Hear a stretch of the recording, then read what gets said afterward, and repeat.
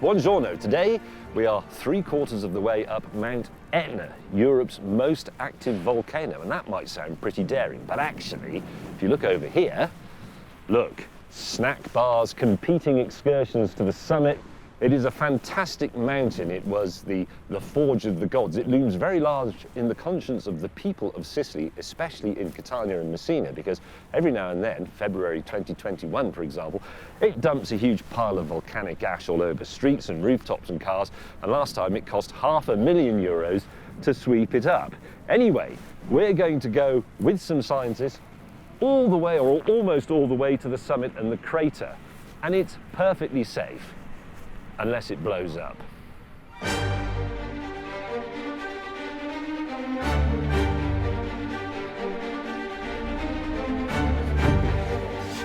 Etna's been erupting on and off since 475 BCE. Well, presumably since before then, but no one bothered to write it down. So, this is Giuseppe, who's one of our volcanologists.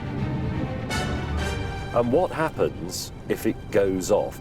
Recently, it's making an eruption every month. So in principle, we are close. Okay, we're due one, chaps. I should have explained, actually, that the crew is in the back of the car for obvious reasons. They're being remarkably quiet. Usually when they're in the car together, it's just an absolute solid wall of moaning. I have to say, it is looking a bit smoky, though. So the molten bit of the Earth is a part of the Big Bang that's still going on, in effect, is it? Yeah. And then, as we continue our ascent into what appears to be the land that time forgot, the crew helpfully pipes up. Can you still see the road up front? I can see that it's a very long way down on the right, so I would advise not looking that way. In fact, I wish I hadn't. But we're still going up. We still can't see anything. Finally, we arrive at the main crater.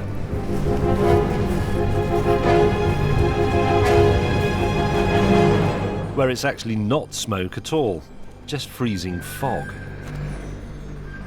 Even though I can't feel my face, I summon my professionalism. So finally here we are, viewers, within a few dozen meters of the gaping main crater of Etna. Silent, sleeping, but we know, despite the research and the reassurances of the scientists, that at any moment that could explode with an enormous crash, causing the mayor of Catania to stop in whatever he's doing and turn around and say, as the mayor of Pompeii must have done once, what the bloody hell was that? Moments before being consumed by the flow of lava, the molten core of the Earth wreaking its revenge on the civilization for its arrogance. Just remember that. Lunch?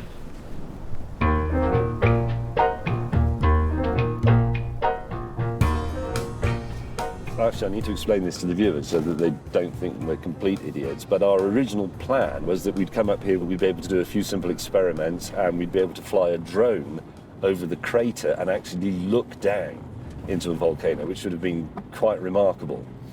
Here is some library footage.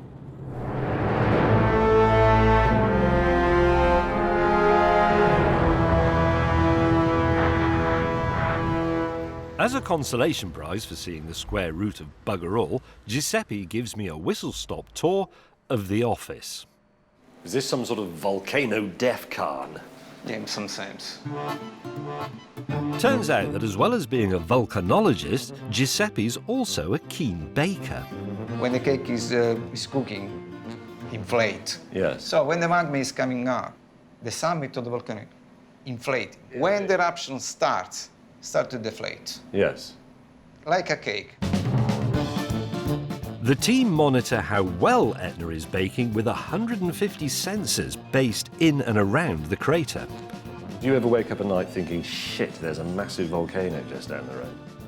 Italy is a leader in the world for monitoring active volcanoes. Okay. But because anyway, you can sit enjoying a glass of wine and watching the eruption. Exactly. So in a sweet life, Glass of dolce wine, vita. watching the eruption. So there's our second Italian rule. We've arrived at one. No cappuccino after 11 a.m. Live near a volcano and just have a glass of wine. Yes. Thank you. That's excellent advice. To go.